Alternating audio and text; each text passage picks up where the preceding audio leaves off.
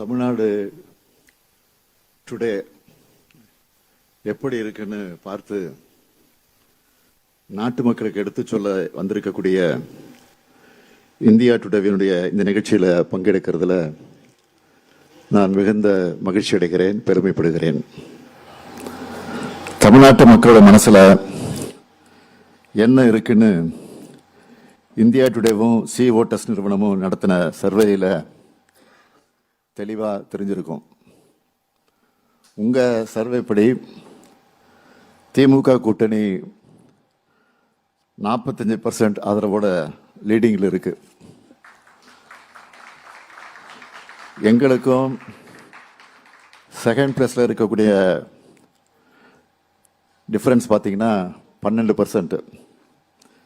இங்கே பத்திரிகையாளர்கள், அரசியல் ஆர்வலர்கள்னு பலரும் இருக்கீங்க. உங்களுக்கே தெரியும், சிம்பிள் அரித்மெட்டிக் தான். 3% வித்தியாசம் இருந்தால கிளீன் ஸ்வீப் தான். 12%னா அது நிச்சயம் டம்பிங் விக்டரி தான். அதில் எந்த மாற்றமும் இருக்காது. அதுக்குன்னு நாங்கள் மெத்தனமாக இருக்க மாட்டோம். உங்களை பொறுத்த வரைக்கும் இந்த சர்வே ரிசல்ட் எங்களுக்கான பூஸ்ட், அவ்வளோதான். ஏனென்றால் திமுக என்பது எப்போதும் என்றென்றும் மக்களோட இருக்கக்கூடிய இயக்கம், மக்களுக்காக பாடுபடக்கூடிய இயக்கம். அதனால இன்னும் உற்சாகமா உழைச்சி உங்களுடைய கணிப்பை உண்மையாக்குவோம். லாஸ்ட் இயர் தமிழ்நாட்டோட எக்கனாமிக் growth எவ்வளவுன்னா 11.19%.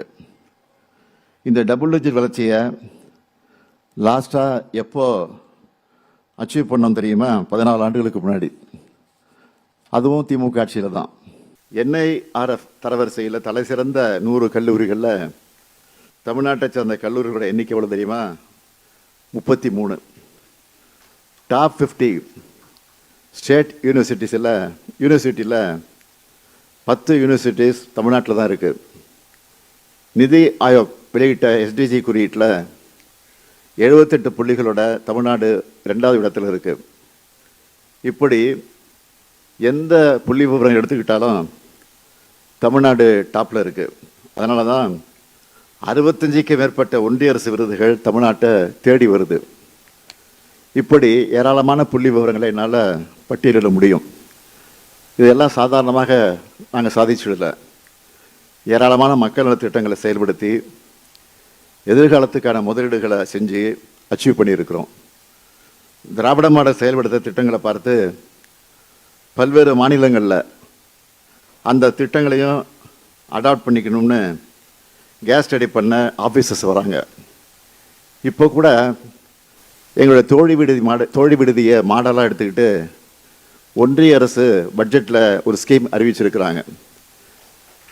எல்லாருக்கும் தரமான மருத்துவத்தை கொண்டு சேர்க்கணும்னு நாங்கள் உருவாக்கின மக்களை தேடிய மருத்துவ திட்டத்தை ஐநா அமைப்பே விருது கொடுத்து பாராட்டியிருக்கு.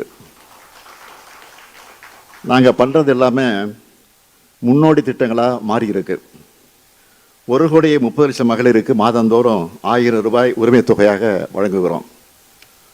19,30,000 குழந்தைகளுக்கு காலை உணவு அரசு பள்ளிகளில் படித்து காலேஜுக்கு போகிற மாணவிகளுக்கு புதுமை பெண் திட்டத்திலையும் மாணவர்களுக்கு தமிழ் புத்தகம் திட்டத்திலையும் மாதம் 1000 ரூபாய்னு 12 லட்சம் பேருக்கு வழங்குகிறோம்.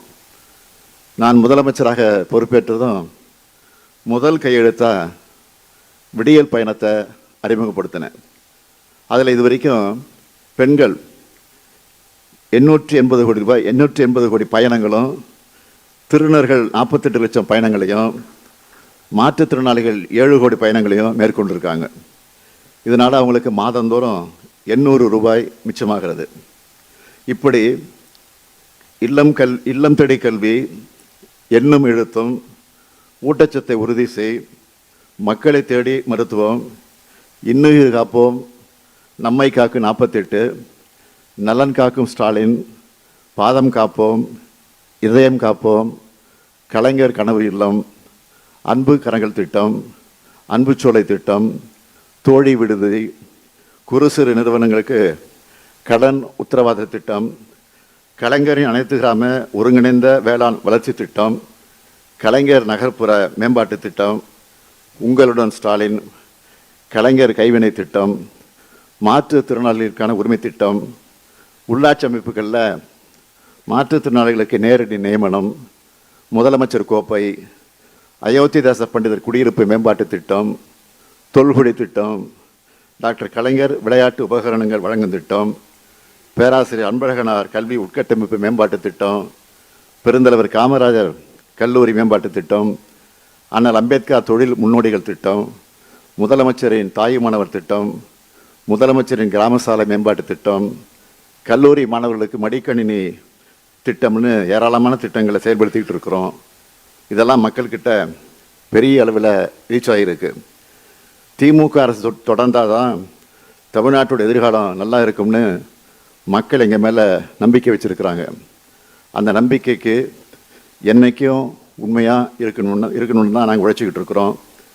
அதே சமயம் இவ்வளவு நன்மைகள் செய்யக்கூடிய திமுக அரசுக்கு ஒன்றிய பாஜக அரசு எப்படியெல்லாம் நெருக்கடிகளை கொடுக்குது என்பதையும் மக்கள் கவனிச்சுக்கிட்டு தான் இருக்காங்க. நிதி பகிர்வு, வரி பகிர்வு, சிறப்பு திட்டங்கள், ரயில்வே திட்டங்கள்னு எல்லாத்தையும் தமிழ்நாட்டுக்கு அநீதியும் துரோகத்தையும் தான் செஞ்சுக்கிட்டு இருக்கிறாங்க. ஏன் இப்போ வெளியிட்ட பட்ஜெட்டில் கூட அவங்க தமிழ்நாட்டுக்கு செஞ்சது என்ன, தமிழ்நாட்டுக்கு நன்மை செய்வாங்கன்னு நம்பி தான் கோரிக்கைகளை வைக்கிறோம். ஆனால் பட்ஜெட்டில் தந்தது 0 தான். இப்போது என்டிஏ கூட்டணிக்கு அதே 0வை மக்கள் திருப்பி தரப்போகிறாங்க. மக்கள் எல்லாத்தையும் பார்த்துட்டு தான் இருக்காங்க. நிர்வாக ரீதியாக இந்த அளவுக்கு இடைஞ்சல் கொடுத்தா ஆளுநரை வச்சும் அவதூறுகளை பரப்பும் அரசியல் ரீதியாக சீண்டி பார்க்குறாங்க. ஊழல் கரைப்படைந்த அத்தனை பேரையும் ஒன்று சேர்த்துக்கிட்டு பொய்களை பரப்பிக்கிட்டு தேர்தலை சந்திக்க வராங்க. இந்த ஊழல் கூட்டணிக்கு பேர் டபுள் இன்ஜின். அந்த டப்பா இன்ஜினோட லட்சணத்தை டெல்லி, உத்தரப்பிரதேசம், பீகார்னு பல மாநிலங்களை பார்த்துக்கிட்டு தான் இருக்கோமே. பாஜகவை பொறுத்த வரைக்கும் வெறுப்பை பரப்பி பிரச்சனைகளை உருவாக்கி அதில் குளிர்காயணும்னு நினைக்கிறாங்க. ஒரே ஒரு எக்ஸாம்பிள் சொல்கிறேன். தமிழ்நாட்டை போலவே அஸ்ஸாம்லேயும் இப்போ தேர்தல் வரப்போகுது. அதுக்கு அஸ்ஸாம் பிஜேபியோட சோஷியல் மீடியா பக்கங்களில் வீடியோக்களை வெளியிட்டு வராங்க. நீங்கள் எல்லோரும் பார்த்துருப்பீங்க.